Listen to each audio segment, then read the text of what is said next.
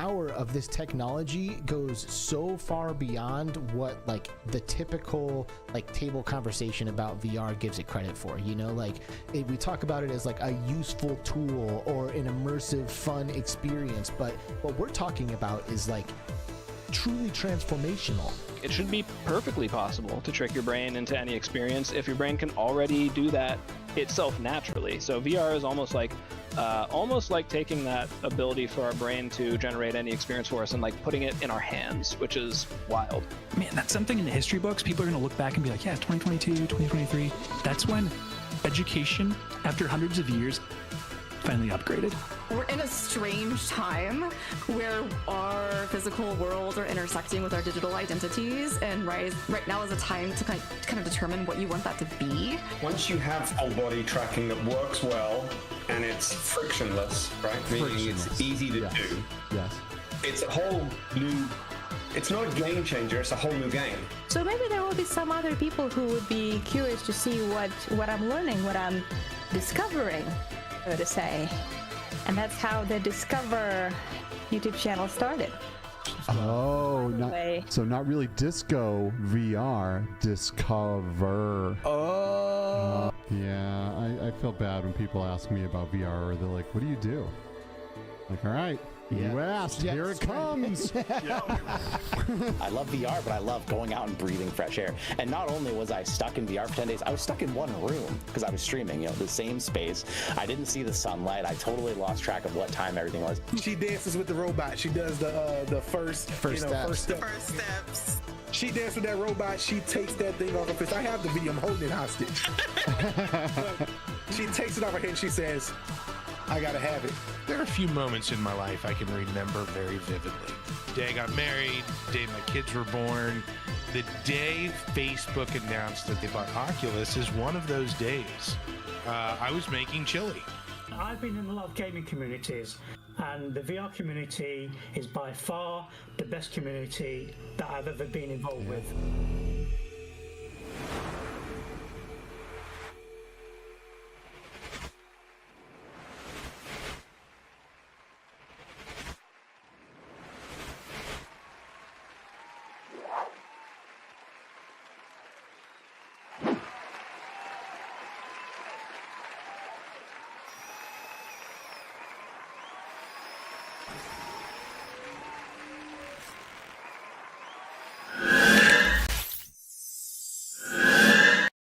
Hello, everyone, and welcome back to the Between Realities VR podcast. That's right. It's the best podcast ever. And we're so happy to have you here. Better than Joe Rogan. Yeah. Better than Lex Friedman. Yeah. Who? Who? Between Realities. Mad respect to those guys, by the way. Of course. Of course. Like, low key, Joe Rogan is obviously, I don't know, maybe not obviously, but he is a big inspiration. Yeah. It's all about the authenticity in his show. Well, and maybe there's less of that these days, but especially in the early days, like that guy was not afraid to talk about anything. Yep. And I love that. Yep. I like being as authentic and without inhibition as possible. I agree. I love it. Stoked to be here, man. Me too. I feel like we are in like the middle of no show last week and no show next week.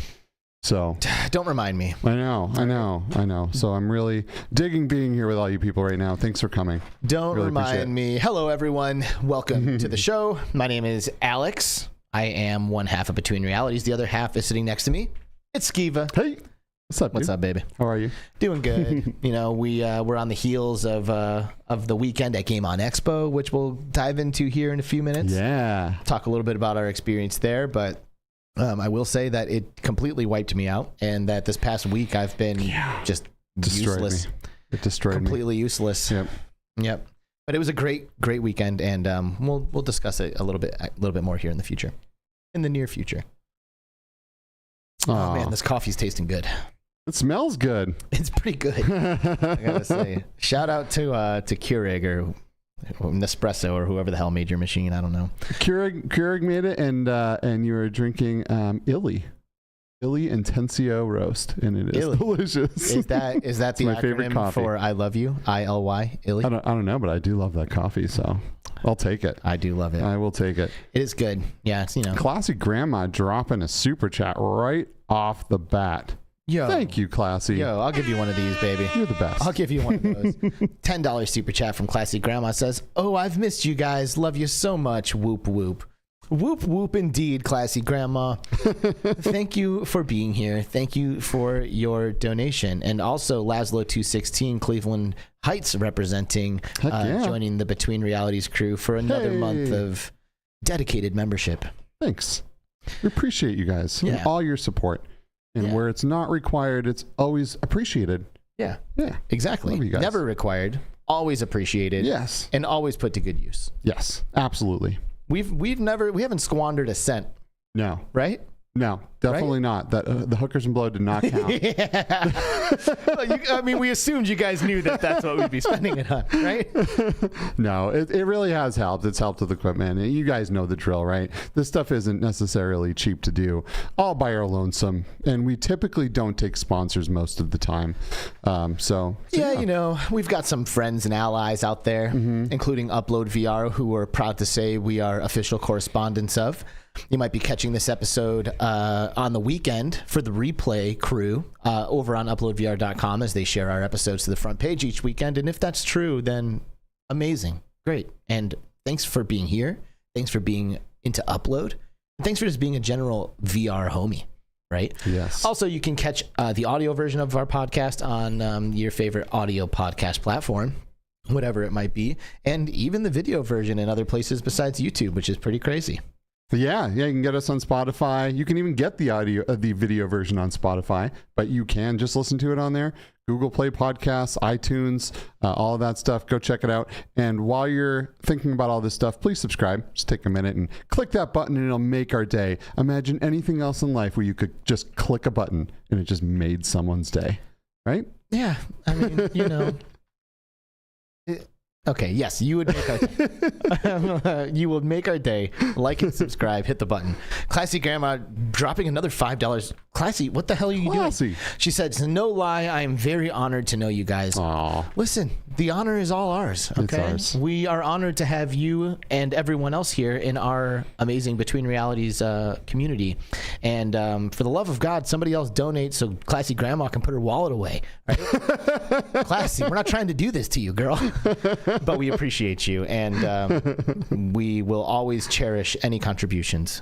But yes, by no means should you ever feel obligated to do so.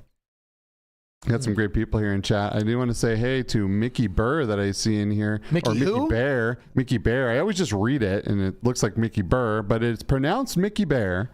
And Mickey came out to the Game On Expo, which we'll get into here in a few, and we appreciate him along with a whole bunch of the other people here in chat, and we will get into that in a moment. So. Yep, Qcreator is also here in chat. Yes. He says the weekend, and he has never been wrong. Nope. When on the last episode of Between Realities, you maybe noticed that when Qcreator jumped into the chat, I jokingly said something along the lines of like, Qcreator's coming, he's going to be here, I'm going to see him on the weekend, and if he's not wearing a t-shirt that says the weekend on it when he walks through those doors, I'm going to be upset. The guy came wearing a shirt that said the weekend.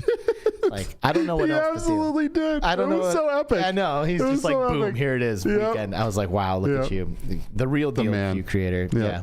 The real deal. Ryan B's in the house saying happy Friday. Looking forward to this one, as are we. It's going to be a great episode. Virtual Steve is in the house. Looking forward to today's show. Yeah, that's right, brother. It's about to go down. Getting Things Done is here. That's Jay Dunn. That's our homie. What's up, Jay Dunn? How's right on time. Wait, that all rhymes. Dude, you're constantly flowing. You don't know how to stop. It's weird. Classy Grandma, of course, and Laszlo 216, of course, now making donations and just helping us in general here on the Between Reality ship. Dan Kitty VR in the house. What's going on? Little Brandon VR, who I still am mad at for the last session of Breachers I played. He's too good at Breachers, man.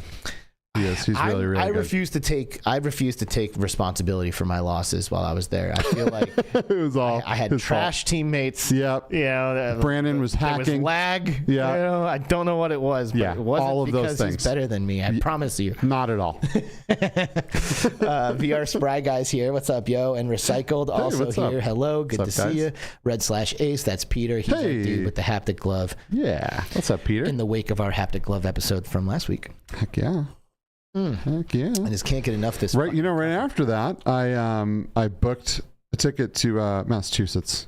I got to go back there in October, and so I'm gonna hit up Lucas and be like, "Hey, take me to MIT. Yeah. Show me some stuff. Yeah, give me a tour. let me play with some super expensive VR equipment." Hussein X, hey y'all, what's up, yo? Good to see you. Little Michelle B in the house. Hello. Always a pleasure to see you, Michelle B. What's up? Andy's VR reviews. What's up, everybody? Happy Friday. Yo, yo. What's up? Virtual Steve said Joe and Lex are the two biggest non-VR podcasts that I listen to. Yeah, you and pretty much everybody else, I think. Dude, bro. Oh, they're so good. And I love Lex Freeman, too. He really is just I've never listened to one. You need to, bro. That dude is so amazing. Is he just asking the right questions? He is in the right people and the right questions. And, you know, just his whole backstory, everything about him. He's just awesome. Word. Amazing dude. Word. Jonas Sandstint is here. Yo, what's up, Jonas? How's it going? Thanks for coming by. And Butter Something as well. What's up, Butter Something? I do love to see butt or something. That's right. Chroma Snare. Yo, what's up? What's up, Chroma? Good to see you. Hey, what's up, Chroma Snare? How are you? By. Thank you all for joining us. So we don't want to waste any time getting into today's guest because we need that screen that our guest is on. We do. so we can show you guys some stuff. I'm currently a lecturer at Trobe University in Melbourne, Australia. Today's guest is someone who holds I don't know, this is a loosely speaking, holds a PhD in presence. You know, we always talk about presence and how VR is just this amazing tool for delivering the sense of presence. But that's a long, deep rabbit hole to explore and a lot to unpack when you start to have this conversation. I can't wait to unpack it. Yeah, but all right. So everybody, please, let's not waste any time. Help me introduce to Between Realities, Dr. Rick Skarbez. Hey, Rick, how's it going, brother?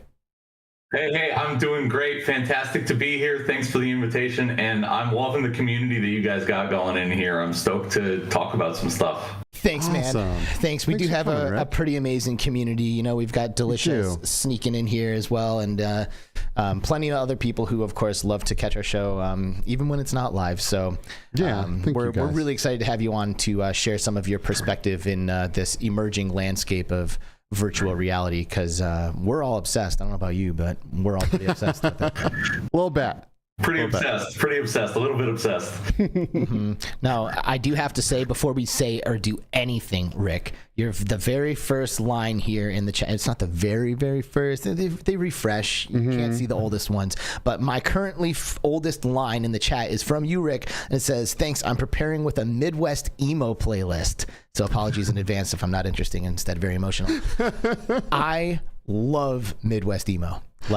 Love Midwest emo. I grew up in Michigan. I went to high school. I graduated high school in 2005, and emo bands were everywhere. And I was a part of the whole thing. And I played in bands too, but never an emo band. Although I do have a bucket list goal of recording a Midwest emo album before I die. So anyway, when you said that's an awesome goal. I'm stoked. I will pledge to your GoFundMe to make that happen. So I mean, let's see what we can do. I might need to hit you up for contributing vocals or something. You know, I feel like you've got it in your blood. You know, we might need to collaborate on this one. I'm down anytime. And if you're out there thinking to yourself what the hell is Midwest emo? Go on Spotify and start digging. All right, because after the show, I'm going to be digging, I think. Dude, if your heartstrings aren't being pulled, man, I don't know. Something's wrong. I once saw, for an opening band for a band I was going to see, it was My Chemical Romance. Does that count? That's emo, isn't it? Everyone there was very sad, and apparently they saved everyone's life in the entire crowd. So I don't know. That is hilarious. So I would not qualify them as Midwest emo. But if you, they're not even really. I mean, technically, I guess you could classify them, but if you are a Midwest emo fan, you're not about to classify My Chemical Romance as an emo band. Does this resonate? I was trying. Am I speaking properly? You're speaking my language at least. So there's something. My Chemical Romance doesn't remind me of like potholes and gray snow. In the way that a proper Midwest emo does. Okay, Rick. Okay. So where are you from, dude? Because you're in Melbourne, right? You're in Melbourne, Australia. You're a lecturer at Trobe University. You're crushing it out there. You've got your PhD, but you're not from there, right? No, I am not. I am from. I'm from Forest City, Pennsylvania, but closer to Scranton, I suppose, would be the ancestral home of the Skarbez family. So, cool. I'm representing the Rust Belt over here in Melbourne. Yes. You're about as far east as the Midwest emo reaches there in Pennsylvania. That is exactly right. It's a bit of a stretch, but I think we have it in our hearts. Well, obviously, like we're sitting here just vibing off of it so hard. It's like, yeah, we should start a band, I think. Well, just never know what's going to happen on this show. No. A band has just formed. Just like that. An emo band. From the guy that I know just loves the dirtiest, nastiest death metal that I've ever seen. Dude, there's you're doing some emo. There's a fine line between Midwest emo and death metal. Well, okay, that's cool. You're walking the line if you're on it. It's all about like unbridled emotional like dumping into your music. Okay. I dig it. It's the real deal. That's cool. It's the real deal. But anyway, this is a show about VR. This is. And, if you guys want to talk about Midwest emo, hit me up. Get in my DMs and let's trade bands. So I definitely am excited to talk with you, Dr. Rick, because, we are our what is the word? Like self-described, I guess, tagline on the show is the VR podcast from the philosophical gamer's perspective. And it's almost impossible for me to have a conversation about virtual reality without thinking about the nature and definition of reality. And I think a lot of the work that you've been doing helps to gain some perspective and maybe like attempt to start to answer kind of some of the questions that kicked up when we start to like peel away the layers of the tech. So I'm so stoked to dive into this. But before we do need to talk a little bit about what has happened in the past week. We didn't have an episode last Friday, and I know everybody out there was distraught. We were getting just like handwritten letters in the mail from passionate fans, just crazy. Like begging us to do the show because they can't go another week without it. And that happened. I believe it, and it means a lot to us, but sometimes we have to take a break. And we did this week so we could execute Game On Expo. Everybody knows it. We've been talking about it for like 6 months. And I would say it went off without a hitch. What would you say? Yeah, dude, it was great. It was great. We had so much VR. It was absolutely nutty how much VR we brought to this thing. It blows my mind how like fast it was over. Like this is something that I've been looking forward to for like months and months and months. And honestly, I guess like experiencing a little bit of anxiety about for months, just because you and I have done this for a few years now. We know kind of the size of this operation and what it takes to pull it off. And, you have to like uproot our homes and rip all the tech out of them. We do. I mean, we bring all our own screens and TVs, and we bring, we brought 15 VR stations. We brought multiple PlayStation VR 2s, PlayStation VR 1s, like 4 or 5 Quest 2s, Quest Pros, Quest 1s, Rift S's, Quest 1s. Yeah, we were running Rift Job Sim on Quest 1s. We had a Pimax Crystal going. We had oh my God, we had HTC Vive Pro 2. We had HTC Vive XR Elites. We had everything. It was nuts. Pico. We had Pico 4. A Pico. Yeah, we brought everything, and so many people came in and were excited to try different headsets. People would come in and be like, I need to try the Pimax Crystal, or I need to try this game, or whatever it may be. And it was great. And so many people got into VR. It was amazing. It was truly amazing. Yeah. And I guess one thing that I kind of forget about, like we do a show here for adults, right? Like, let's just call it as it is. Like, this show is not for children. This show is not for kids. Like, if you're a teenager, you're probably not interested in what we're doing here. Maybe not. Maybe. I don't know. I'm willing to bet you don't care. You know, like you're trying to play games. Like you're trying to play G-Tag, you know, or whatever it is. There were so many kids. Like, I would say maybe 75%, 80% kids that we gave demos to. Oh, I mean, I don't know. The demos that I did, I felt like were mostly adults. Well, you were in propagation with the B Haptics vest. B Haptics vest, Pimax Crystal with a very scary experience. Yeah. We're not putting children into that, but I mean, otherwise, like, there were kids just pouring into the booth. There was a lot of kids. There was definitely a lot of kids. I mean, which is great because the kids are the ones that are growing up now with VR, and they're going to expect like full immersive content. You know what I mean? And they're going to be the ones to truly grow this industry even further than what we're doing now. Ken Say Gaming is in the chat. He is one of the people from the community who actually came out to Game on Expo to help us execute this thing. And he ran a Beat Saber station for like multiple days and absolutely crushed it and had a great time. In addition, of course, Qcreator and Mickyberr, who we mentioned earlier. Creeper Betty came out. Eric and his wife Steph came out, and Todd and his wife Allison from Q2C VR Gamer. They were both there. We had our homie Mike Bowen and his wife Johnsy come through. Corey, Jimmy, Dakota, the younger homies who showed up and helped us execute this. We had Eric, who is also on Mike Bowen's team. Is that everybody? That I don't want to leave anybody out. I think. Would you say Brittany?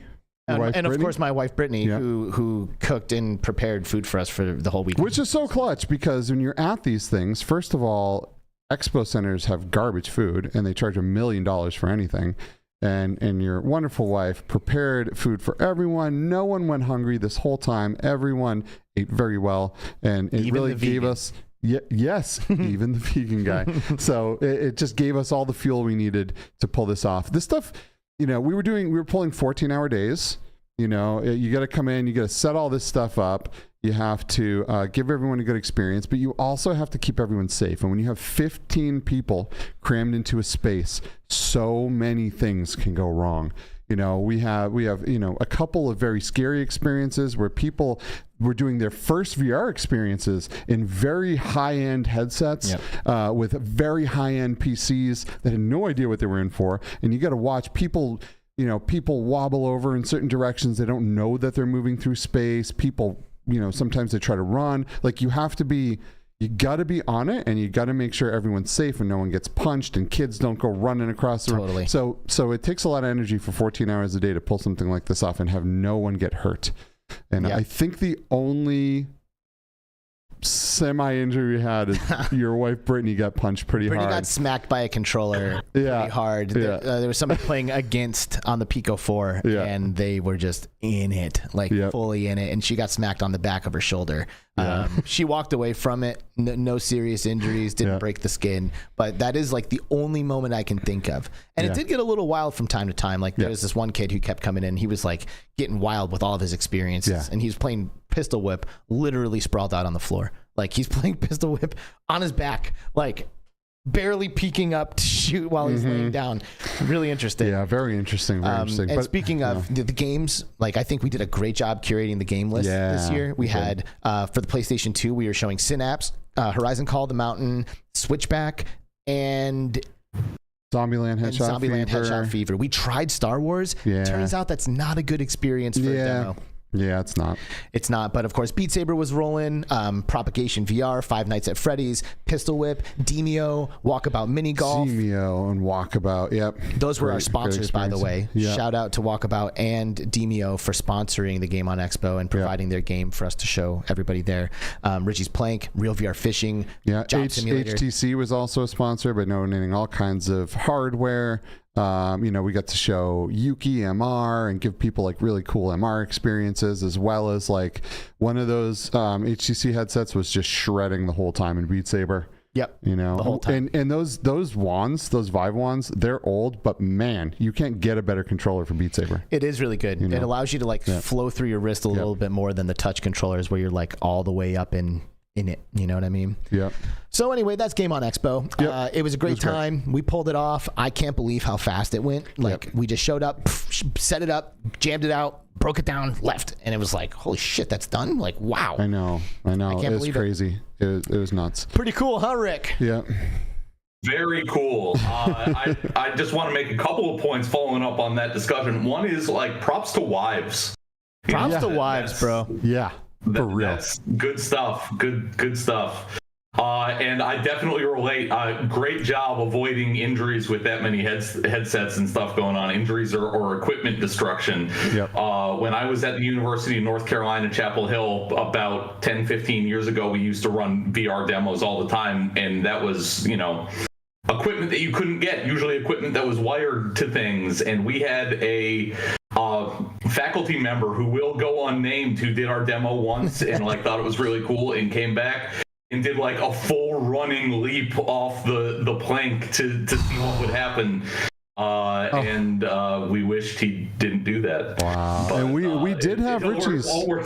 We did have Richie's plank experience too. And you're very right there. For some reason, that game makes people do crazy things.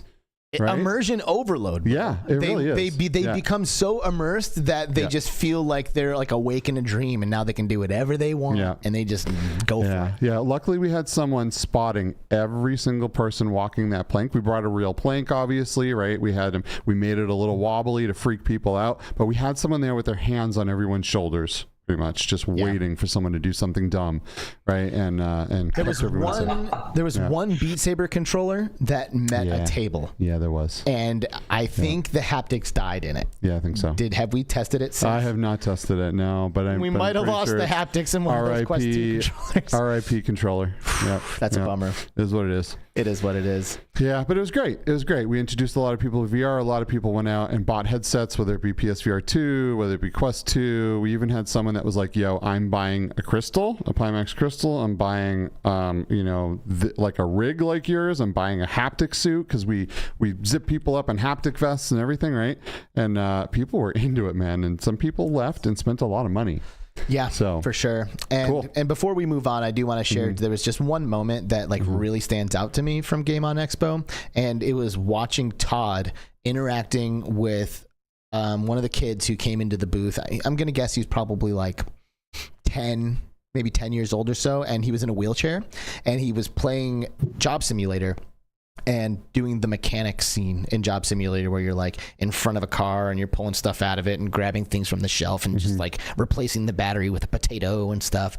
And this kid who was in a wheelchair couldn't reach everything. So Todd, knowing the game well enough, literally rolled his wheelchair around for him back and forth in between the stations so he could grab the thing from the table. And then he was paying attention. He's like, okay, I'm ready. Roll me back over. And he's rolling him back and forth in the wheelchair so he can That's do amazing. and play the game. And I was like, yes. Yes. Todd. Yes. Todd, the homie. That epic moment. Yeah. I really, really loved it. Anytime someone who is in a wheelchair shows up in our VR booth and they're like, hi, yeah, I'm ready. Let's go. Yeah. I'm like, yeah, you are my dude. Dude, I know. Go. Todd, what a good dude Todd is, man. I genuinely love Todd. This is Q2C VR Gamer Todd we're talking about. I love Eric too, and he flew out, but man, he's just fantastic. Doing things like that is just amazing. By the way, we may have acquired footage of Eric Masher from Q2C VR Gamer playing Beat Saber. Just want to throw that out there. Let us know if you need to see that. Mash is there are no words to describe his incompetence sometimes. Oh, Mash is very competent. He just doesn't like Beat Saber. No, it's more than that. He loves to just talk smack about Beat Saber. He likes to diminish what Beat Saber has done for the VR space. He does. But we all know it's whatever. Beat Saber is, has brought a lot of people into VR, and I think most of us respect that. So yep, we do. Yep. All right, listen. So we're gonna move on from Game On at this point. We are. In order to get into today's discussion, we're gonna start with story time. Yes. So I want to tell you guys there are a couple moments in history that have blown me away. Moments that I create these key memories. One of them was putting on a VR headset, a modern day VR headset for the first time One of them was putting on a headset from back in the day, like a virtuality headset, right? But one of them was Neos, going into Neos for the first time and truly seeing a world of infinite possibility. Another one I had yesterday. I went into VR with Kensei Gaming. I went in with Tribe Grey Wolf and Z-Storm. And we went into this, the social VR metaverse platform called Rift XR. And Rift is like a very small, new kind of VR chatty type of thing. So, there's the person who made this, or the dev team that made this, are very much into like Ready Player One, and you can tell because I think they pretty much tried to recreate the Oasis in there. From the club that you go dancing in and you can jump off and it's all low gravity, and to all of the different pop culture things around the world that you would expect to see from a Ready Player One fan. But what blew me away was there are NPCs, non-playable characters walking around that you can talk to. And they use artificial intelligence. They use OpenAI's GPT to have conversations. Each one of these beings or NPCs is scripted and confined into a character. So they are programmed to be a certain character from a certain place, and they withhold that character, but you can talk to them about anything. It is insane. You can have full-blown conversations with these NPCs. Like Z-Storm was got into a conversation with an NPC bartender about Yu-Gi-Oh! And the most popular characters and cards, and it was insane. And we had so much fun. Like it was hours we spent in there. The other thing that was in there that blew me away was there was 2 holodecks from Star Trek. I'm sorry. Oh my God! It was you this time. I'm sorry, Star Trek. It was you. Sorry. So there was two holodecks. You walk in. It's got the lines. It looks just like a holodeck, and you literally hold the button on your controller and you say whatever it is that you want to say, and it generates a scene for you, and then you're standing there in that scene. Okay, hold on. Time out. What do you mean it generates a scene? So there's 2, and they're very much being developed right now, but one of them creates pretty much a skybox. A flat, round, circular thing that you're standing in. You can say, put me in the desert with UFOs everywhere and little creatures walking around or something, and it does. A couple seconds later, 5 seconds later, boom, you're there. Someone else is like, oh, let me try, and they hit the button and they say something, and then everything is generated using AI, like Midjourney, right? But this is using Stable Diffusion, and it is generating these scenes that you're standing in on the fly, bringing you to wherever your imagination can take you with words, and it's creating these scenes for you. We went into the second holodeck where he is experimenting with, there's another AI that takes the image, it creates depth maps to the image, and then it tries to construct a scene with depth in the picture. So it's not just a flat 360 sphere, but now they're adding depth into it. So we're going to all of these amazing places. It was insane. And we went to a Van Gogh museum, where Van Gogh was an AI guy walking around helping us all throughout the museum experience. And all of the paintings on the wall, when you walk in, are all Van Gogh paintings. But you can walk up to any painting, you can hold the button, and you can talk, you can say, you can give it a prompt, create whatever you want, and it will change that painting into a new painting with what you said in Van Gogh style. Is Van Gogh like a Ready Player Me avatar? Yes. Is he really? But better. He's not actually Ready Player Me. Like, they made this Van Gogh character that looks just like him. They have his accent. They have all the knowledge fed into him of Van Gogh. And you can have a conversation with this AI Van Gogh, and he'll tell you about the paintings. He'll talk to you about whatever you want. And it was just nuts. With what kind of latency? So the latency was one of the issues. So it would take sometimes 5 seconds, sometimes 10 seconds to get a response. Yeah. But what happened here was a whole world of what is going to be, of the future of this tech. This is the worst it will ever be. Right. It's only going to get better from here. I can walk into these places and have a face-to-face, eye-to-eye conversation with an NPC. It might take 5 seconds to 10 seconds for a response sometimes, depending on what's happening with the servers, right? But like, this is amazing. I can speak, like we talk about this all the time. Eventually we'll be able to speak existences into existence. And this is happening now. And this blew me away. The potential here is insane. When the latency is gone, when the depth maps are better, when the 3D models that you can speak into existence are even better. Like, this is the worst it will be, and it's already amazing, and it's just going to get better. And oh my God, are we in for an insane future? This is Riff. Dude. This is RIFF space XR. Word. Is this the first type of AI integration into an immersive environment that you've heard of, Rick? I'm sure you must have heard of some stuff like this by now. Yeah, so I mean, certainly the first of this new generation that I've heard of that's at any kind of scale, right? So I mean, there have been people who've tried to do things with XR before, or XR and AI integration, and there's even a conference used to be called AI VR. IEEE AI VR, and I think they've changed the name to maybe AI XR, where people have been working on this, but this is certainly the most sophisticated thing that I've heard of, where you can just sort of ask questions and speak existences into reality, like you were saying. That sounds really fascinating and cool. It is insane. Yeah, there's a lot of potential here. Is there like a space that you kind of point to when you think about, like, you know, when you're thinking about the current landscape of VR, and like, you know, if you're going to go and spend time, because like right now, like, you know, we talk about Neos, and now Skiva's talking about Riff, and I'm sure I'm going to be hearing about this for the next year on every single episode. Get ready, people. No, but this is going to start. This is going to catch on like wildfire. This is going to start to become more and more popular. Eventually, when we start to solve these latency issues, this is going to be huge. This is going to change all of gaming. Totally. Forever. Totally. And you are always ahead of the curve when it comes to this stuff. So it's a true pleasure and an honor to be on the show with you, so you can continue to break this news for everybody.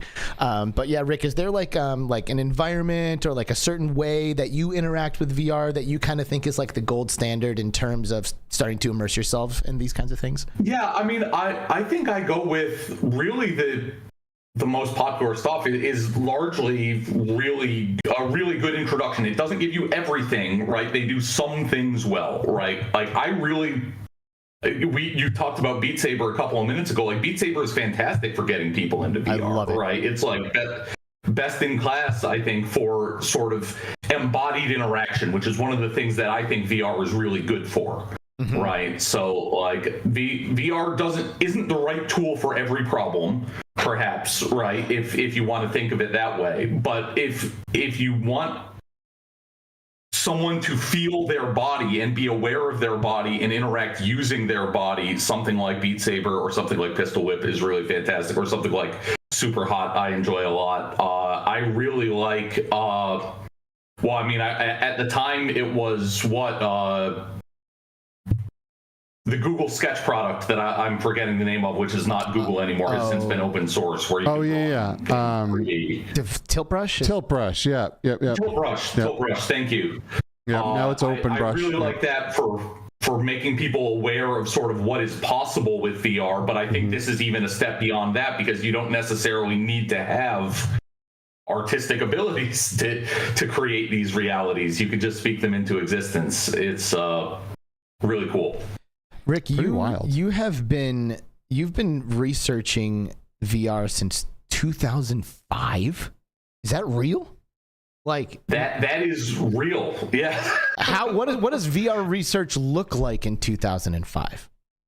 So I just went and looked up the first headset that I had ever experienced. So when I started doing research, I was working on a Virtual Research V8 with a massive 640 pixels per eye.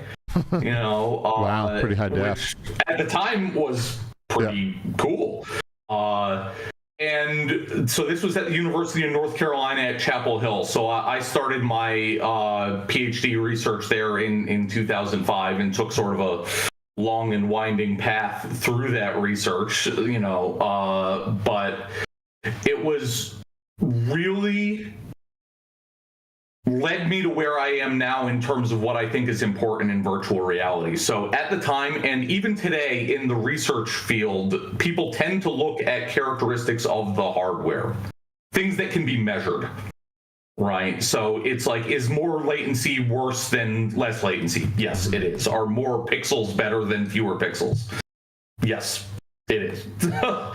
But people weren't really looking at the characteristics of the environment or the software. You know, what is it about these experiences that is really compelling to people, even at the time, right? And even in, you know, the mid 2000s, when you couldn't really buy an off-the-shelf VR headset or a VR tracking system, you could render scenes just in black and white, you know, just checkerboard worlds, and people would feel like they were there. There was something happening that couldn't really be explained by the quality of the immersion, which wasn't really there yet, and couldn't really be explained, I think, by the quality or lack thereof of like the graphics, right? Because even in 2005, the systems that we were working on and the environments that we were creating were not up to par with video games of the day. Yeah. Right. You could at the time get, you know, what, a PlayStation 2, I guess, was probably the hottest thing on the market. And PlayStation 2 games looked a lot better than what we were serving people in VR. Right, we could not compete on that front in an academic environment. But you put somebody in a headset and their world changes, their idea of what is possible changes. And so I've been really interested, really throughout my whole career, of like, what is it about these interactions with virtual or digital objects that can have a real impact, a real world impact on people who use them.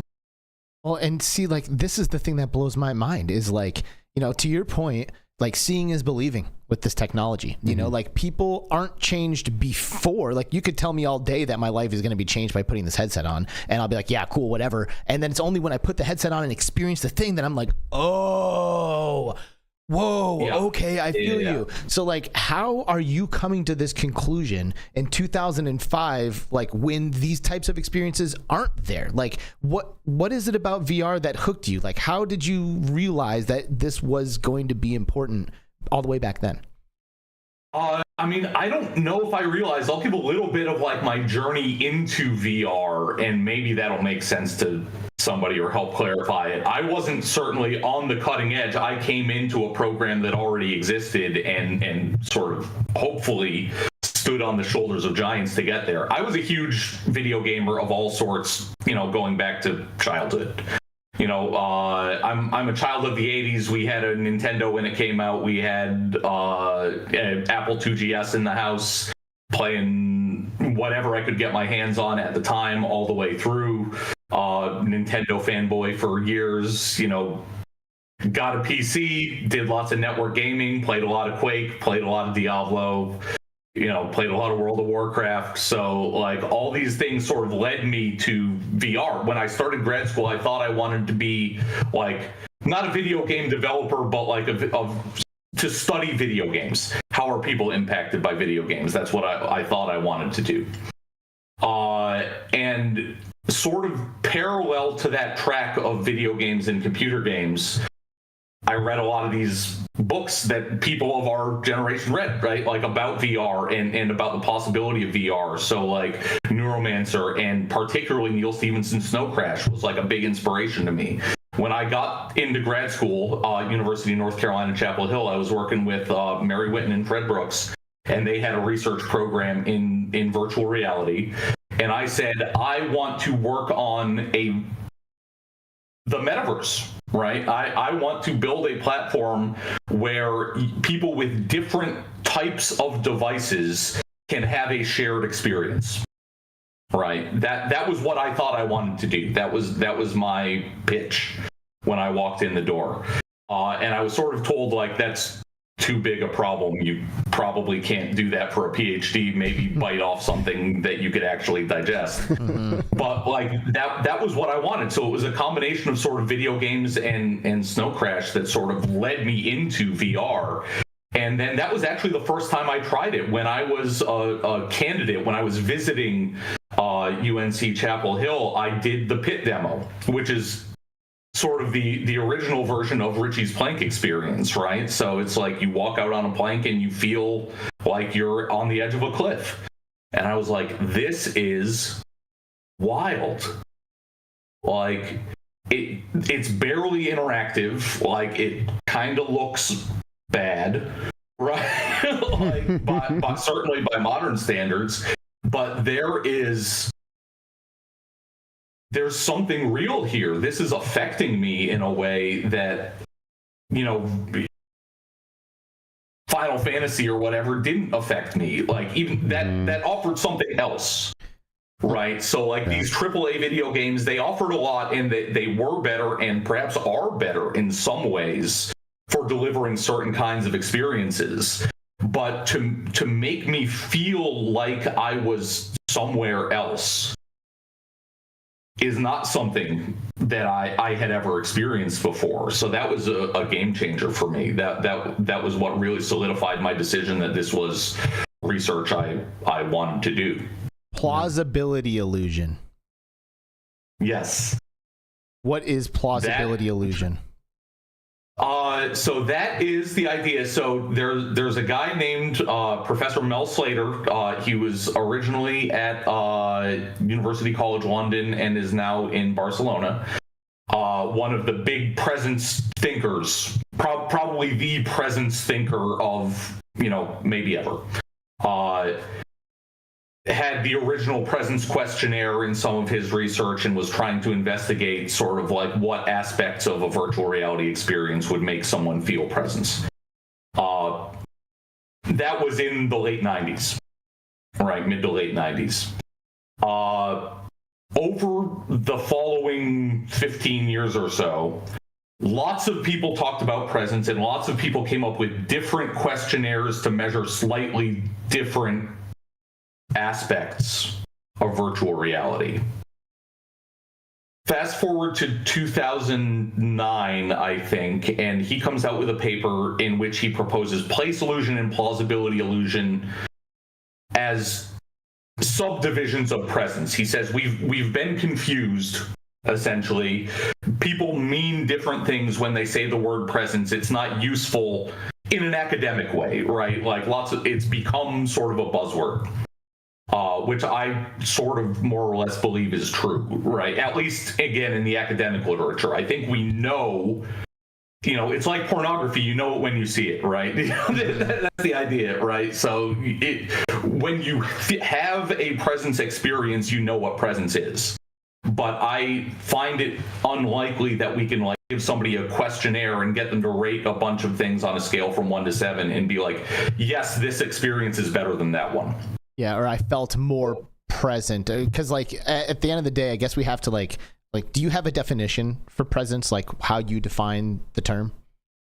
That's really an excellent question. So I sort of define presence as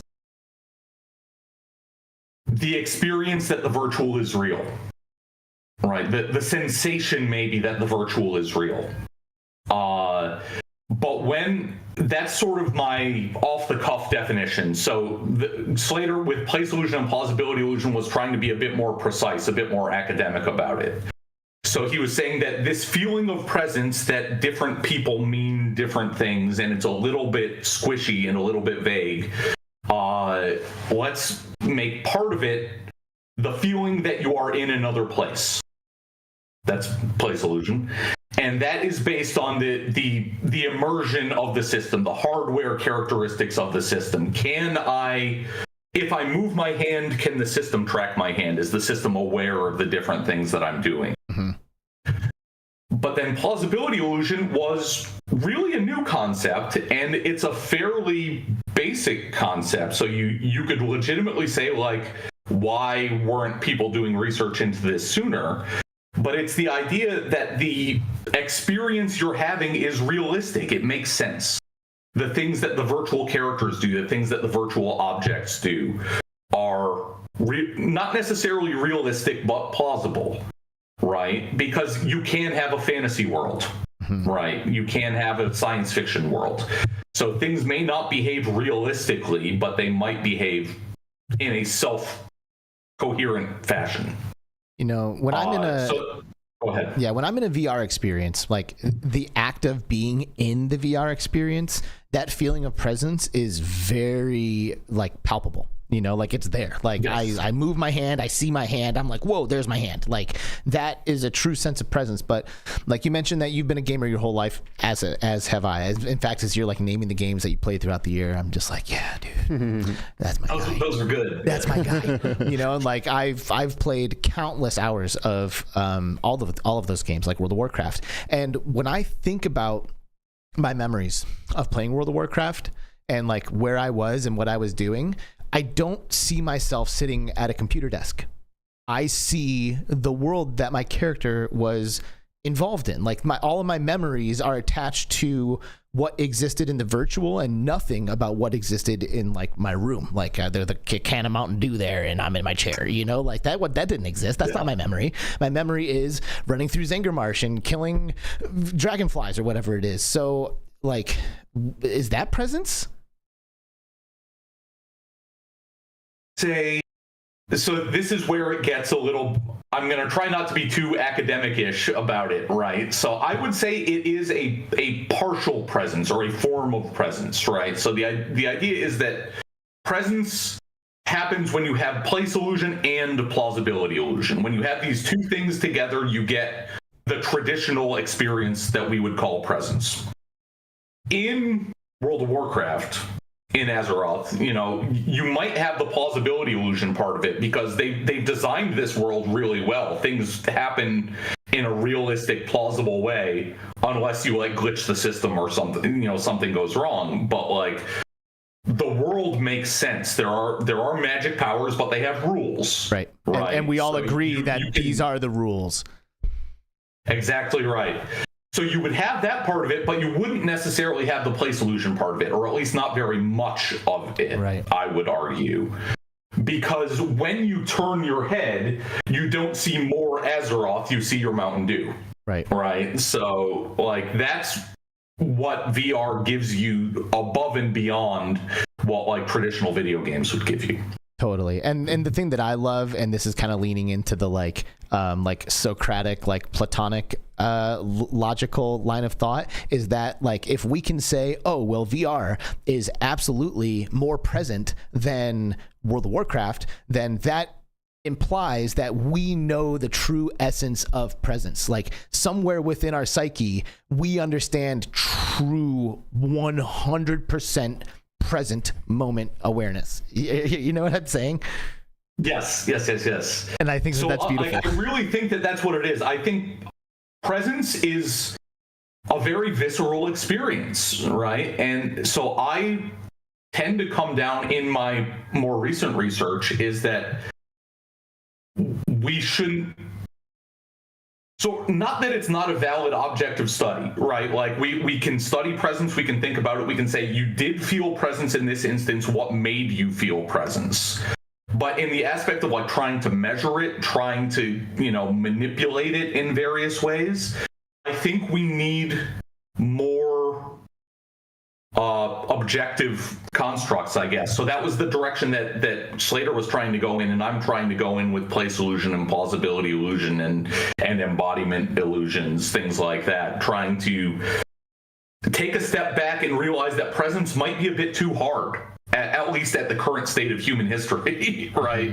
To come up with a way to measure how present you are, right? That's what a lot of research is about. So VR research has historically been dominated by like an engineers and an engineering mindset. Yeah. Right. Because, and this is my hypothesis, this is not, you know, true necessarily. You used to have to build a VR system if you wanted a VR system. Yeah. For many years. So the senior people in our field electrical engineers and computer scientists, because that was what you needed to be if you wanted to do VR, right? You couldn't go to the shop and buy one. You had to build it yourself. I think that's changing anecdotally, so that's really exciting. So like the fact that more people can study what VR experience is about is super interesting to me and super exciting. Like it was a very exclusive field for many years because you had to have a huge level of technical expertise and a fairly big pile of money that you were willing to more or less throw away. And not that many people have either of those things. So there's something really interesting here, you know, and like, because so far in this conversation, I'm seeing this correlation between like sensory perception input and presence. Like the more sensory perception input you're getting, the higher your state of presence is. And virtual reality, as we've kind of identified multiple times on this show throughout the years, is hijacking your sensory perception organs. It's like saying, okay, no, this is what your eyes are seeing. No, this is what your ears are seeing, blah, blah, blah. But sensory perception input and presence are not mutually exclusive things. Like I'm like, there are people who are not present who are walking down the sidewalk, you know, like they're not present at all. They'll walk right into you. They're just like off and wherever that they are. So it's interesting because like, to your point, presence isn't something that is like exactly measurable, and there's not a lot of terminology really to identify it or to like give any kind of qualitative distinction to it, because at the end of the day, like there's this correlation between presence and sensory perception input, but they're not mutually exclusive. So what can you say about that? That's a really savvy point. I'm glad you brought that up. That's really astute, because I think what happens is, so the way I talk about it is that immersion, which is what I and many people in the academic research field call like the hardware characteristics. Right. So like we don't talk about it. I don't talk about immersion as the sense of immersion. I talk about immersion as what's your latency? How many pixels? What's your resolution? What are your interaction techniques? Yeah. And what I say about that is that enables place illusion and therefore presence, but it does not automatically do so. Yeah, it gives you the opportunity to have a presence experience. So are there some of us like you said, be engaged, right? So then like, you know, is the ability to be present something that is like a skill or like a latent talent that some people have, you know? Because like I try to put the headset on some people, sometimes they lose their minds. They freak out. They're like, oh my God, the whole future just unfolded in front of me. And sometimes I put a headset on someone and they're like, cool. You know, it's like, yeah. What do you mean? So I think that's a really good observation. And I think it is true.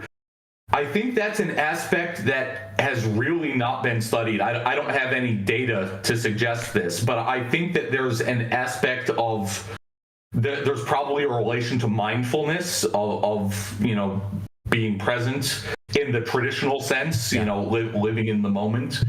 And I think also there's probably an aspect of like awareness of your body that comes into play when that would help you have a presence, or maybe hurt having a presence experience. So I'd be really keen to try some kind of experiment with, you know, trained dancers or professional athletes, right? People who know their body better than I do. I'm sort of just a lump of meat, right? You know, that I make no pretensions to be, you know, an athlete. But, you know, to look at how people can interact with a system when they can use their body in the way that they're accustomed to using it, I think that would be really interesting.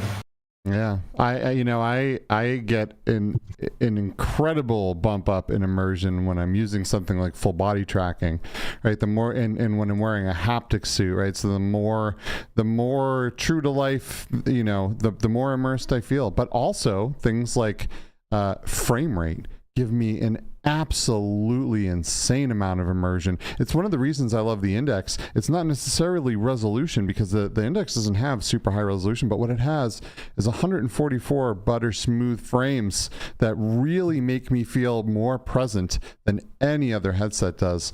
You take that and you combine it with a haptic vest and full body tracking and wow.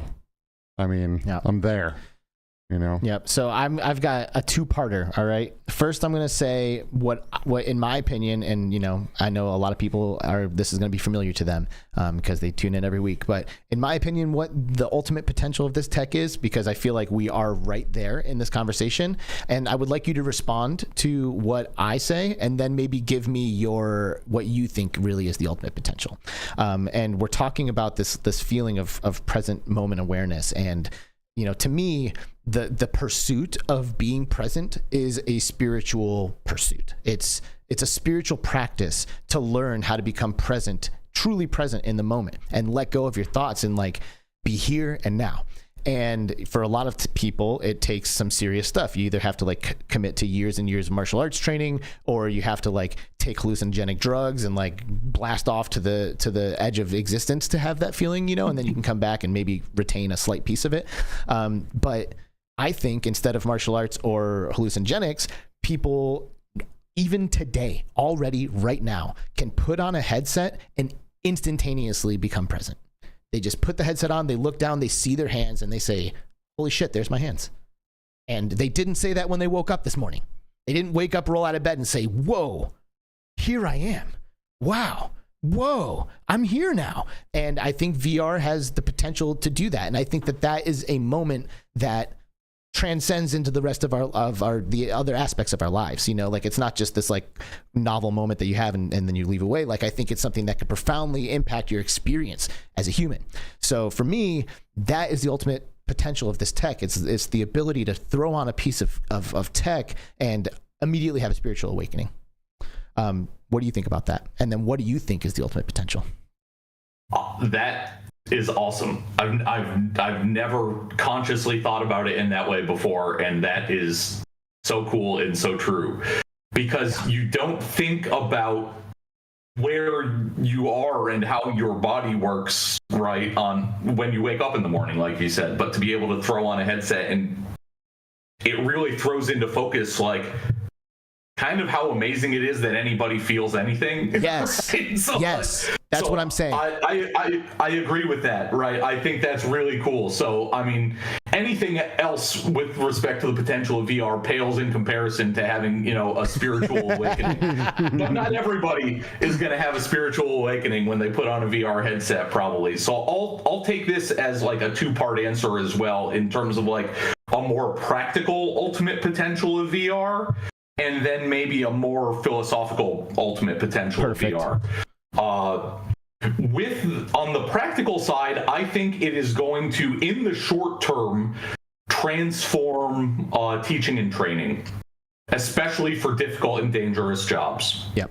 Right? So, if you can learn how to do surgery, even a couple of percentage points better by using a VR training system, that is going to save lives, right? If you can learn how to be a better emergency responder, a better pilot, a better truck driver, right? Any of these physical embodied experiences where lives are on the line, frankly, right? We don't necessarily think of it that way for all these jobs, but I think it's true.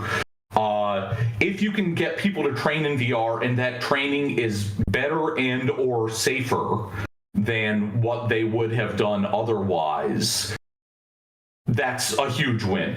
And I think, like you said, that's right around the corner.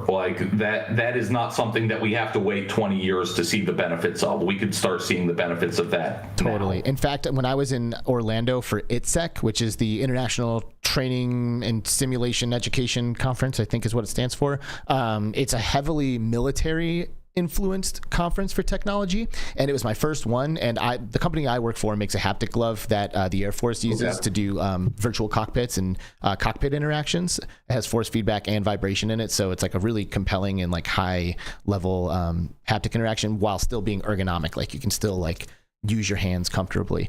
So anyway, we were there showing the glove off, and as I was kind of walking around the floor, I was seeing like the demos and like the booths of how people are utilizing this technology, and I had this like really sobering moment, you know, because I'm looking around and there's like cadavers everywhere, you know, or not cadavers, but like dummies, you know, that like bloodied men in uniform that are like all over the place. And I was like, oh my God, like this literally is life and death stuff. Like people are leveraging this technology to keep this from happening, you know, and it was a really sobering moment for me. Yeah, so I think that is, on the practical side, like the huge potential of VR is to make people safer and enable people to live longer, better lives, right? So that's sort of the practical side, and you addressed sort of the spiritual side, and then I'm going to dive at the philosophical side a little bit right now, because I think what VR does, by giving us the opportunity to create realities, essentially, we can learn more about what makes human experience what it is, right? We can now do experiments that were never before possible, right? You had to, if you look at the history of psychology and philosophy, a lot of it was based on thought experiments. So you have like Descartes being like, you know, what if there's an evil demon who's giving me all the information that I see and hear and smell and touch? How can I know that there's any reality, right? And you've got a long tradition of people doing thought experiments, you know, the hard problem of consciousness, or the philosophical zombie, right? So the idea of like, what if there were another person just like me, but who didn't have an inner life, didn't have conscious experience? Is that possible, right? So not all of these questions are amenable to experiment necessarily, and they certainly weren't at the time, right? Descartes wrote in the 1600s or something, and like VR was not a thing. Your imagination was the best experimental tool that was available, right? I mean, and even Descartes' philosophy was like rooted in that. It's like, it's I think, therefore I am, right? Exactly right. Exactly. It's like, right. If I'm thinking, I must exist, because here I am. I'm thinking. Yeah. That is exactly right. So like there, you know, for hundreds, thousands of years, the best experimental tool available to, you know, philosophers and natural scientists was their own mind.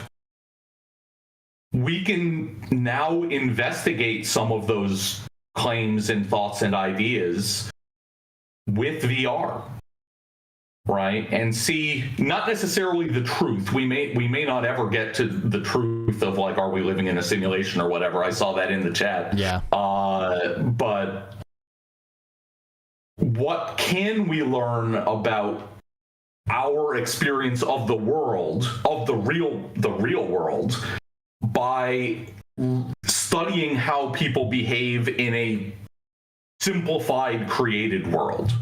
I love it. We had the Institute of Philosophy, or Virginia State Institute of Philosophy and Virtual Reality, and it's a philosophy group that studies the relationship with virtual reality at the University of Virginia, I think is all correct. Yeah. And we had two of the guys from that program on our show, and they were and are and have probably now executed building an experiment in VR of the trolley thought process, or the trolley problem. Like, to your point, like let's take this away from being a thought experiment and give you the ability to or not to pull a lever and see what you do. Yeah.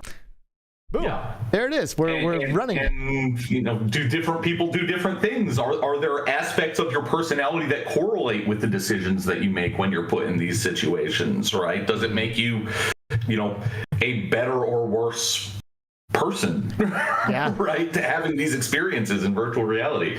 So it really gives us an experimental tool that we've never had before to learn about how people think and act, you know, in safe ways, right? Like, a lot of these experiments couldn't be done. The trolley problem couldn't be done. You'd be turning a bunch of people into not people anymore, right? You can't do that.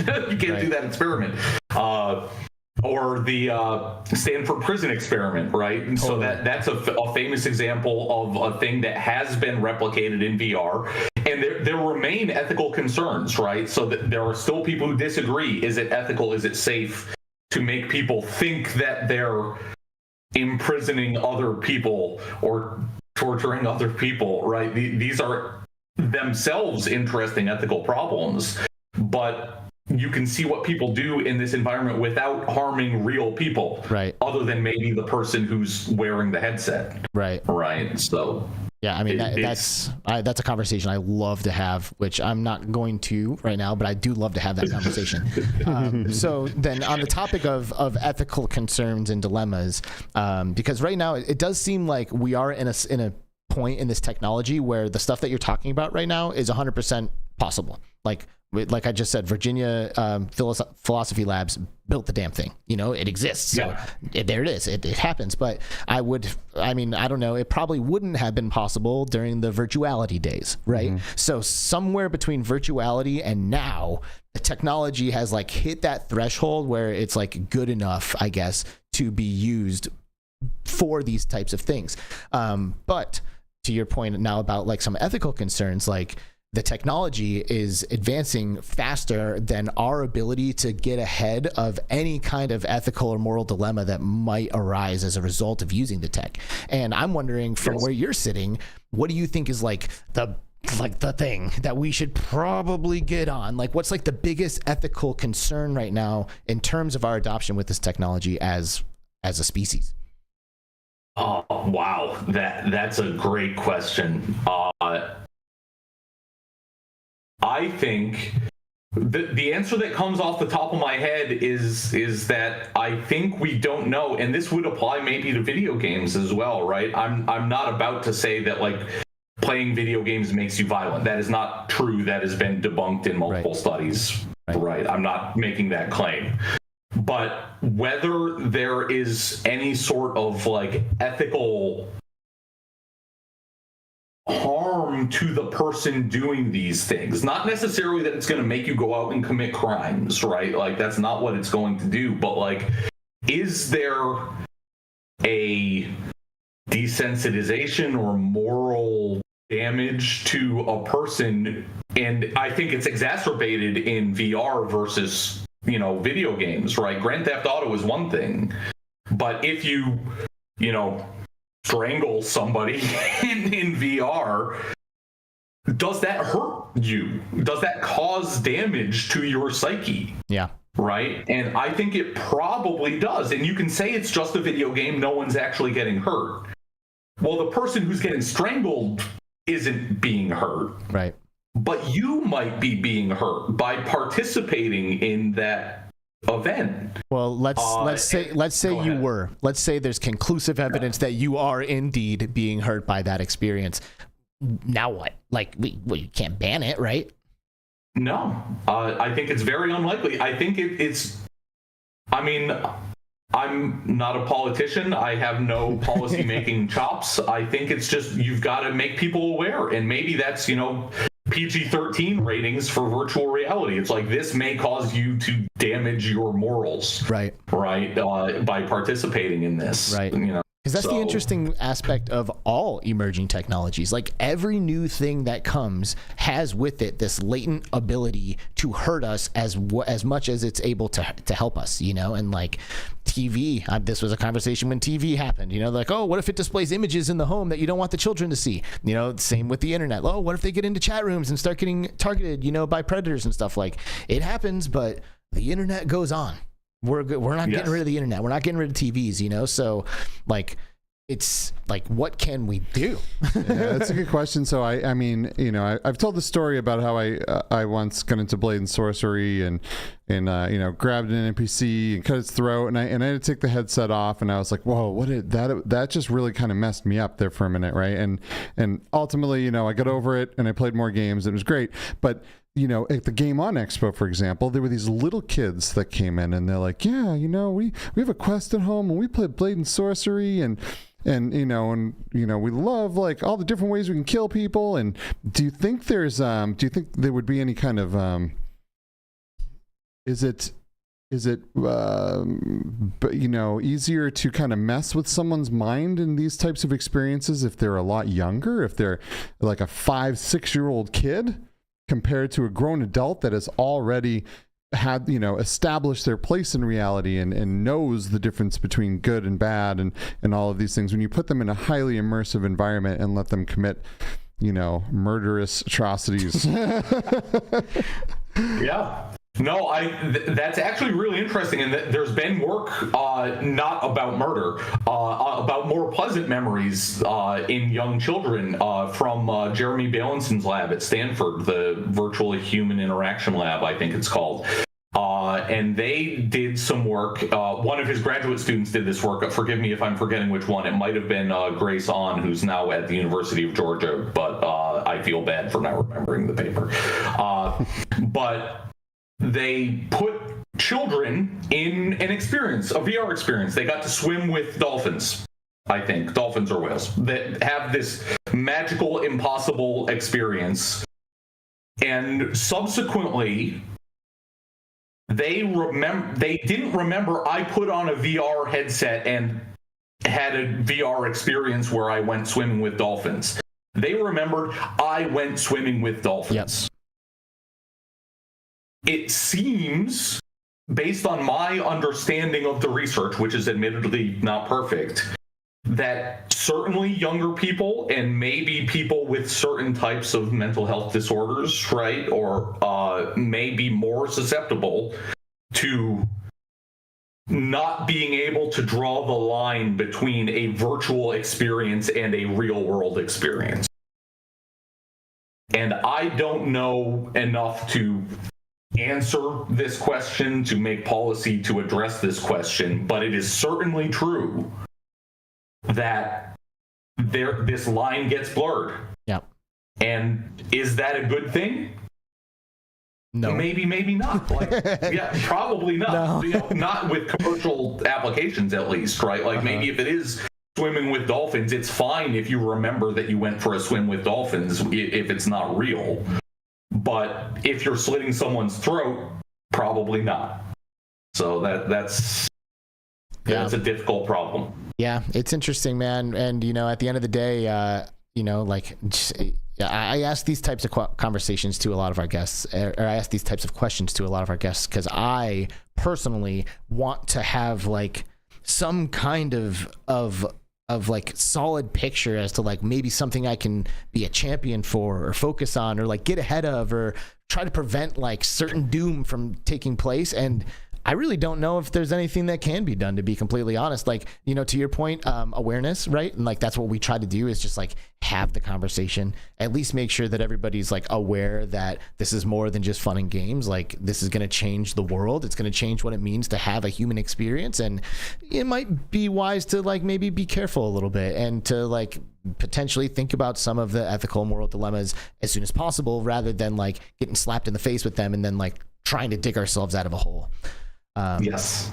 And it's yeah, go ahead. I completely agree. I think it's really hard. So one of the things that I would hope to accomplish, I have not yet accomplished and may never accomplish, is that aspect of doing research that can inform both policy and like regular folks' decision making, right? So like Oculus or Meta, and now Meta, has always said like VR headsets are for 13 plus or whatever the restriction was on it. Yeah. And that was for presumably lawsuit reasons, right? We don't want to be putting people in these systems where we don't know what physical harm they might come to by putting on a headset. But I am not very concerned with the physical harm. I'm concerned with the, mental, emotional, psychological potential harm that may result from, a blurring of reality. I don't know. It's really hard.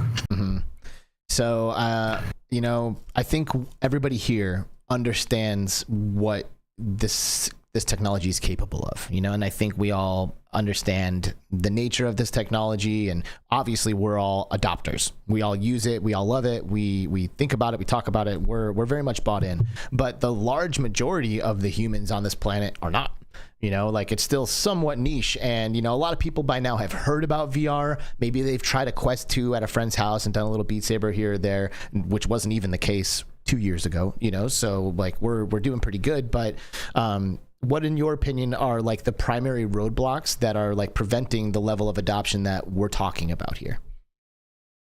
I mean, for me, I think the biggest roadblock is that it is still primarily an entertainment medium. What you can get out of it are mainly games, and I think if most people who want to play games want to play games a lot, right? Speaking for myself, right? You know, growing up, it would be hours and hours sessions playing whatever it is we're talking about. Let's say Diablo, just because I like thinking about it.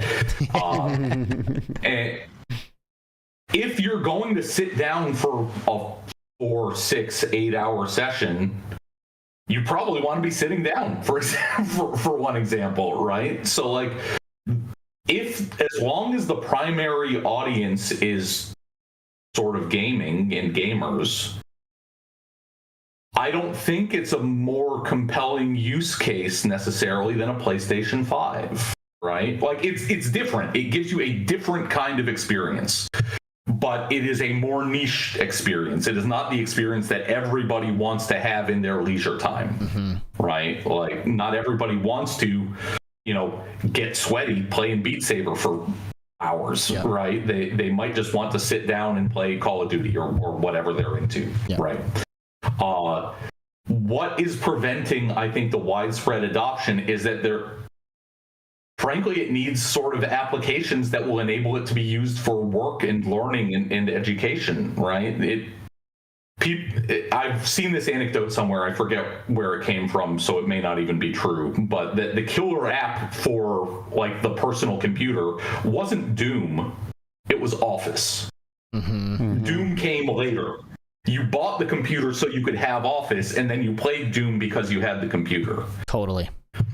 We kind of have it backwards in the VR space, or it's because of the way the VR space has evolved, we've done it backwards, right? The games are the reason you're buying the equipment, but there's no reason to keep using the equipment, right? Or not for a lot of people, right? Some people, yes, they'll buy in, they enjoy the experience that VR gives them that's unique from anything else they can get to. But you're not like doing an immersive spreadsheet, right? And we haven't even figured out whether that's any good or what that application would be. So there's an area of research called immersive analytics, which is to say putting on a headset or using a projective display or augmented reality to look at data of various types. I think that needs to evolve in order for adoption to really get to the level that we're talking about, right? Where it's not in millions of homes, it's in billions of homes. Like if you can't do your job without VR, then you're also going to get more people in Rift XR, and you're also going to get more people playing Beat Saber, and you're also going to get more people playing Blade and Sorcery possibly. But it needs to be useful before we can get like really huge levels of adoption. I really like how you said it. If you need it to do your job, because like right now, like we do, like we need the technology that we have all mass adopted to do our jobs. If we didn't have our phones and our computers, we would be screwed. Like we wouldn't be doing anything. It'd be a lot harder, and it would be a lot less efficient in what we do. And the internet and computers and all this has made us more efficient in being able to communicate quicker and longer distances in very short periods of time. So yeah, you know, when VR and AR gives us that more efficiency to do things faster and better, I'm sure adoption rates will skyrocket. But the thing I thought was really interesting about your response, Dr. Rick, is that you didn't say anything about hardware. You said your response is entirely software based. So do you think the hardware is there, like it's good enough, like people should be able to use this and accomplish what it is that they want? actually do. It will always improve. Hardware will get better, right? Chips will get smaller and faster and more power efficient, and displays will get bigger and clearer. But I think the technology is good enough now for most of what we want to do with it. What we need, and maybe this is going to be, the Apple Vision Pro as the first wave of this. I have some issues with decisions that they're making around positioning the product and things, but they're going a completely different direction. Totally. Than Vive and Meta, in the sense that they're not trying to give you immersion. They don't want to transport you anywhere.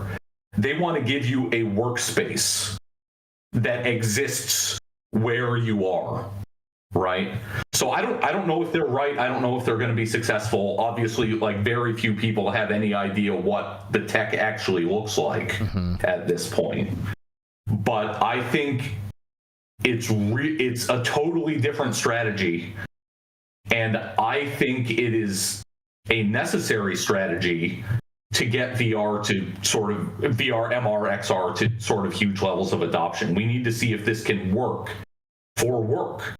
And then that's going to drive all kinds of adoption once we have that. So I think their approach, even though it doesn't necessarily get at these sort of spiritual, philosophical potentials of VR that we're talking about, is really a necessary corrective or counterpoint to what everybody else in the VR space is doing. Right? Yep. So, I think it's going to be interesting. That it is. Yeah, this is all super, super fascinating. And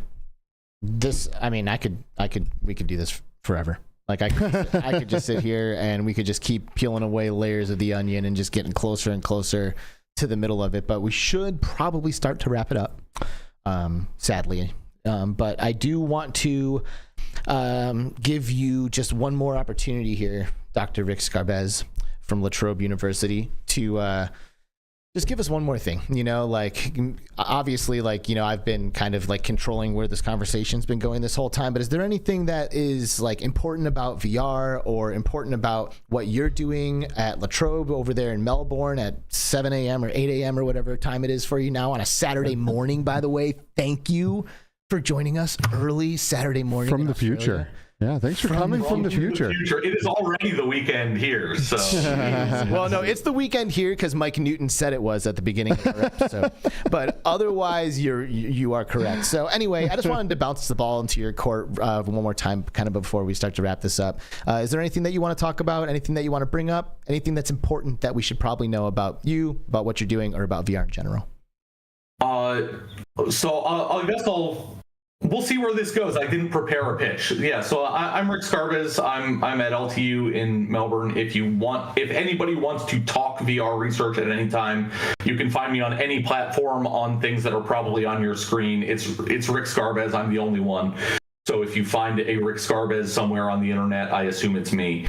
I'm really interested in, broadly speaking, how do people's interaction with technologies, advanced technologies, particularly VR, but not only VR, shape and change and impact their lives in reality, right? That's the big question that I'm trying to answer, trying to make a contribution to. I don't know if it's even answerable, right? But to say, if we have VR, how is that going to help or hurt you in life, right? If you have AR, how is that going to help or hurt you? If you have immersive analytics, all these things. So if that's something you want to talk about, if that's something you'd like to collaborate with, if that's something you have any thoughts or opinions or questions about, I'm interested in talking about it. I'll just shout out a couple of my students who are working with me. I think at least one of whom is here, Shri. I'm working with a student, Samad Rugi, an excellent student who's doing work on recognizing emotions with artificial intelligence. So that's obviously not the same as VR, but it's this advanced technology. How does it shape your life when you touch it?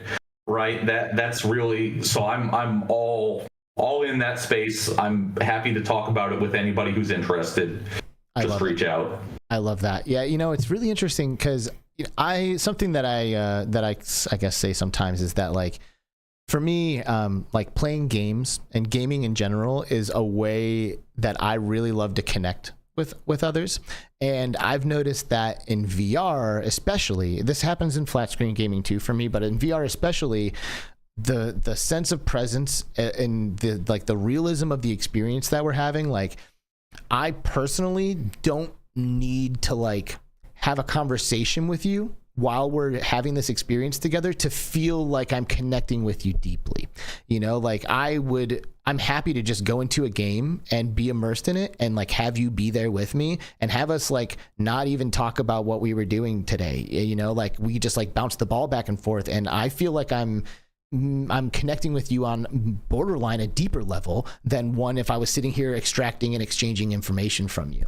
And I do think that VR is capable of delivering that feeling a lot stronger than if I was playing something like World of Warcraft, where maybe I just might start going off on a tangent, like talking about something that happened today. But in VR, I'm present, I'm there, and I don't even need anything else. Like, I'll just sit there and vibe with you, and, like, I love that. Yeah. No, that's fantastic. So I'll just chime in with one more thing that I didn't touch on before about the potential of VR, and then I think I can wrap it up there probably. Okay. Is that, like, as a social experience, as a shared experience, you know, this is something like Zoom or Discord, where we are, for anybody who wants to see behind the scenes, right? We're in a shared video call. And that's great. I don't know what you're talking about. We're in a spaceship, bro. Immersion. But, like, it's great. I'm vibing. I'm into it. I'm enjoying this experience immensely. But we are not, despite illusions, like, on the spaceship together. Correct. That would be awesome. But, like, if we can do something, if I can do something and it impacts you, if we are in that space together, that's a form of connection that you don't get, you know, even with, you know, live video feeds and low latency, right? It's doing something that impacts another person. And I think that there's a lot of potential for, like, enabling social connection across distances. And I hope we see that. That might be just around the corner. So I hope it happens. Dr. Rick Skarbez, thank you so much, dude. This was such a great conversation. This is exactly what I was expecting, and you delivered entirely on all the expectations. They were set high. It was a high bar, and you nailed it. Thank you so much for bringing not only your perspective, but your academic perspective, you know, because, like, I feel like we share some perspectives, but I'm always coming at it from this just, like, you know, like, less formal, very anecdotal way of communicating about it. And I love when we have someone like you who comes on who has the academic approach and can, like, use the right words to describe the right thing and maybe make it a little less anecdotal and a little bit more tangible for everybody. And it means the world to us that you'd wake up early on your Saturday to do this with us, man. So thank you so much. No, thank you. I had a blast. I would do this anytime. I'm sure there's a long list of people beating down your doors who want to be on the show, but, you know, I had a blast. So thanks for having me. Well, we, you know, we'll carve out a little nook, a little cranny on the spaceship for you, and, you know, you can keep your stuff in there. And one of these days we'll have you come back on and we'll dive into it again. Maybe once you make a breakthrough, that you can come on and just, like, shout about it, and we can dive into that together. But yeah, this was so much fun, man. We really, really appreciated having you on. Thanks again.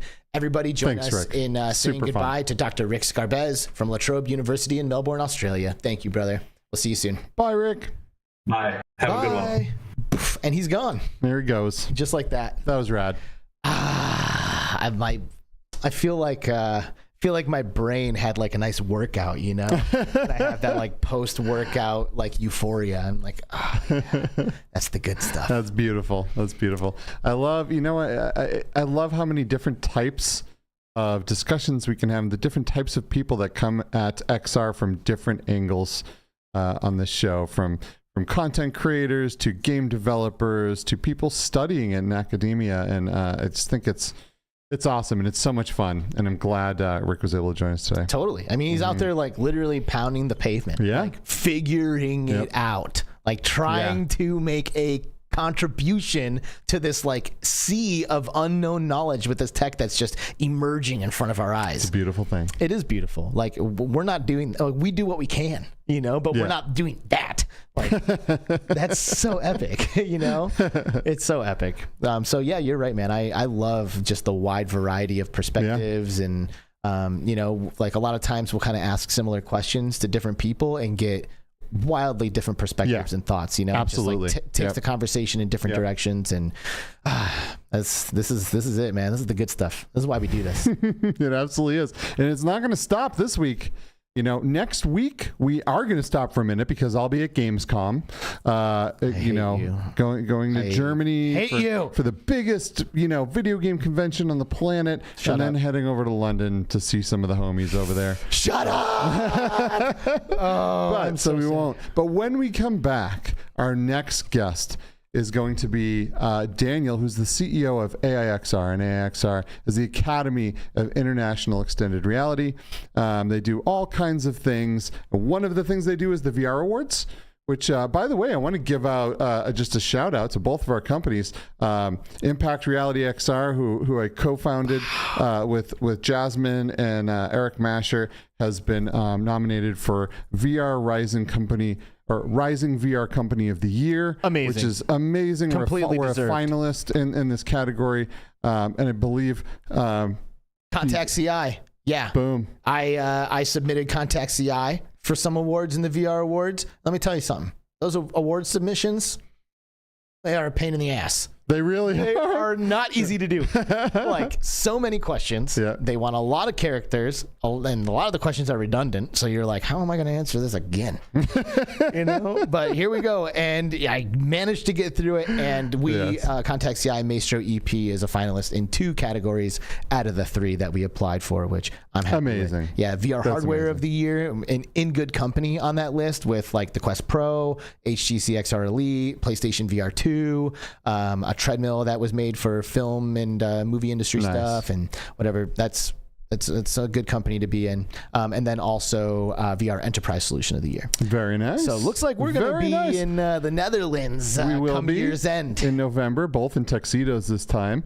You know, last year you went to represent Between Realities and Contact CI. That's right. And represented me there as well. And thank you for doing that while I was at Resolution Games. Gave you a shout out on the stage. You did, buddy, and I love that. But this year I will be there with you in a tux, giving me a shout out on the stage. Absolutely. That's right. You know I will. And it's going to be great. But anyway, our next guest is the CEO and co-founder, I believe, of the Academy of International Extended Reality, who does the XR Awards, but so much more. We're going to find out all about what this is all about. Amen. And see how it all works. So it should be awesome. You gaming this weekend? Awesome. I'll probably do some gaming tonight, but I have to pack, and I will be on an airplane for over 12 hours tomorrow on my way to Germany. Brutal. So yeah, it will be a little brutal. Stuffing in a little metal tube that will be hurled across the ocean with me crammed into a little seat. You know, business class, man. Get that business class. Get the aisle seat. Get what you need. I think I need a few more awards before I can afford that business class. You know what I mean? Fair enough. But I will be there probably with a Quest 2 stuffed on my face, with probably Rokid AR glasses, watching some movies, and just trying to get through those flights. But it's gonna be great.